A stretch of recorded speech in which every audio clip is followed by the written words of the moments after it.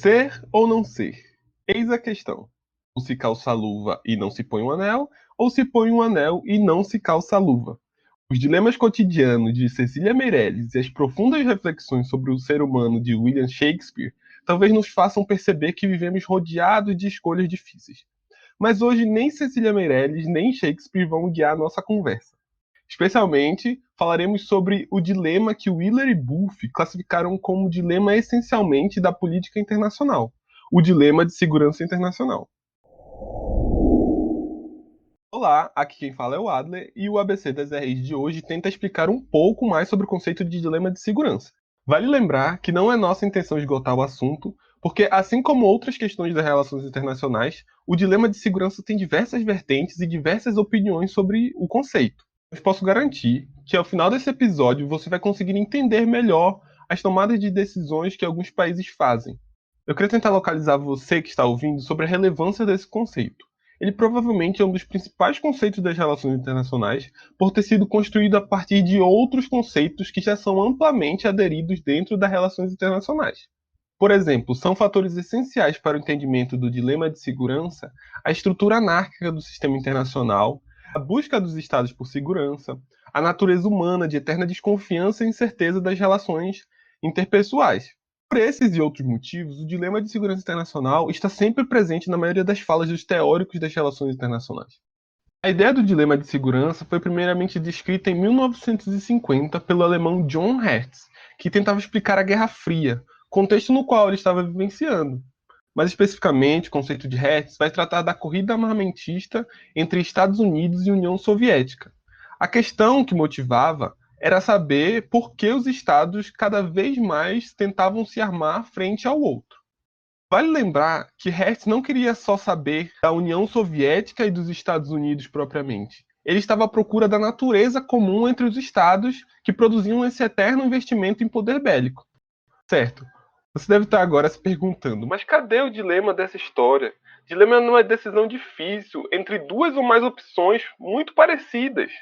E você está certo. A decisão de aumentar o poder bélico frente a outro Estado em busca de segurança que foi desenvolvido por Hertz seria um paradoxo de segurança.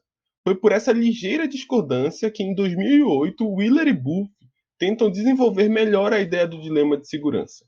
Segundo eles, esse paradoxo seria o resultado das escolhas de outros dois dilemas que definem um verdadeiro dilema de segurança.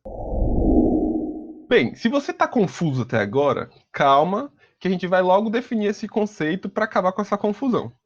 Segundo Wheeler e Bulff, o dilema de segurança se dividiria em dois outros dilemas, como eu já citei antes: o dilema de interpretação e o dilema de resposta. O dilema de interpretação seria a dificuldade de entender as intenções dos países vizinhos.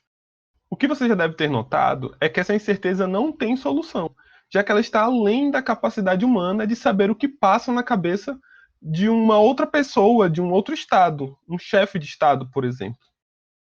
O dilema de resposta seria exatamente o momento em que você refletiu sobre a sua interpretação e agora você está tentando decidir qual vai ser a sua ação. Portanto, esse dilema seria uma fase posterior ao dilema de interpretação.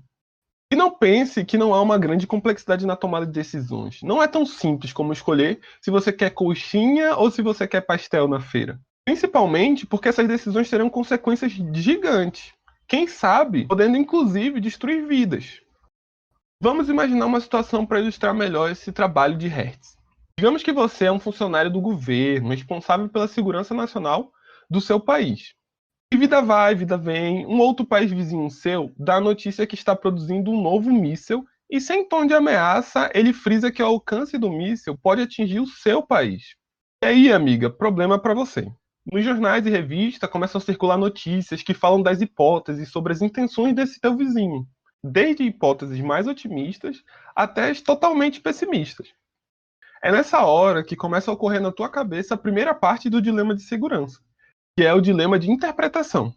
Você fica numa dúvida cruel sobre as intenções, as capacidades ou mesmo os resultados que o país vizinho pode fazer.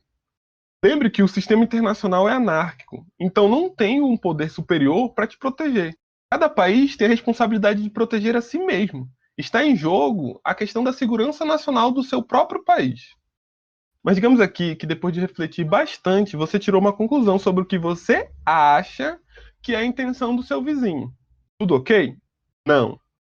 Agora você entra na segunda fase, que é o dilema de resposta. A pergunta que te guia agora é como responder frente às conclusões que você tirou. Não pense que existe uma resposta simples, porque tudo que está aqui tem uma consequência, como eu já falei. Então você vai ter que escolher se você vai ter que avançar, recuar, ou se você vai ficar parado, sem fazer nada. Pensemos nessas situações. Se você deixar tudo como está e ignora o fato de que o seu país vizinho construiu mísseis, e futuramente o seu próprio país pode se tornar refém de um alto crescimento do poder bélico do seu país vizinho. Então você tem que agir frente à situação. Por outro lado, se você interpreta que aquilo é uma ameaça à sua segurança nacional e você resolve investir em poder bélico, isso pode gerar um desconforto muito grande dentro da região, inclusive pode levar à própria guerra, o que ninguém deseja. Dentro dessa última opção que se encontra o paradoxo de segurança, que nada mais é do que a busca inicial pela segurança do seu país, mas que no final das contas acaba caindo numa insegurança maior devido aos constantes crescimentos de poder bélico daquela região ou do mundo, por exemplo. Se você parar para pensar na Guerra Fria, que foi o que John Hertz analisou, você vai conseguir observar todos esses elementos do dilema de segurança. Toda essa tensão, todo esse medo que foi criado a partir de uma corrida armamentista entre Estados Unidos e União Soviética, e que em nada deixou o mundo mais seguro, muito pelo contrário, ele deixou uma sensação de maior insegurança. Um outro exemplo que a gente pode citar é o caso do Paquistão e da Índia. A situação já se arrasta durante algumas décadas, já que nenhum dos dois países assinaram um tratado de não proliferação nuclear, justamente por acreditarem que um país é ameaça para o outro. Isso cria uma eterna tensão na região e uma eterna insegurança. Ainda seguindo nessa ideia de armas nucleares, Israel também segue a mesma ideia do dilema de segurança, e por isso não divulga se tem ou não armas nucleares, justamente com a tentativa de evitar qualquer escalada de tensão na região. Bem, como eu havia falado, o dilema de segurança é muito bem aceito dentre todas as teorias de relações internacionais. É claro que umas mais, outras menos, mas eu acredito que todas as teorias levem em consideração esse dilema. Mas para quem ainda não notou, o dilema de segurança tem uma relação muito grande com a teoria realista das relações internacionais. Isso porque os dois bebem da famosa obra de Thomas Hobbes, o Leviatã. É nessa obra que Thomas Hobbes vai defender que o homem no estado de natureza vai sempre prezar pela sua segurança e por isso vai atacar pensando em evitar que sua vida corra perigo. Percebeu a influência da teoria? O dilema de segurança foi influenciado e influenciou muito o realismo das relações internacionais, cabendo aqui o destaque para o realismo ofensivo de John Mearsheimer, o que já é o assunto para um outro episódio. Por fim, a conclusão de John Hertz foi de que não haveria aparente saída para o ciclo vicioso do dilema de segurança, e que enquanto houvesse o desejo pela segurança e a competição pelo poder entre os estados, o dilema de segurança seria eterno. Por outro lado, em 1978, o professor Robert Jarvis tenta argumentar sobre as possibilidades de cooperação dentro do dilema de segurança. Segundo ele, seria justamente o medo e a imprevisibilidade do dilema que impulsionariam os países a escolher melhores resoluções pacíficas, evitando assim um conflito prejudicial para todo mundo. E você? Com quem você mais concorda? O dilema de segurança causa mais conflito ou mais cooperação?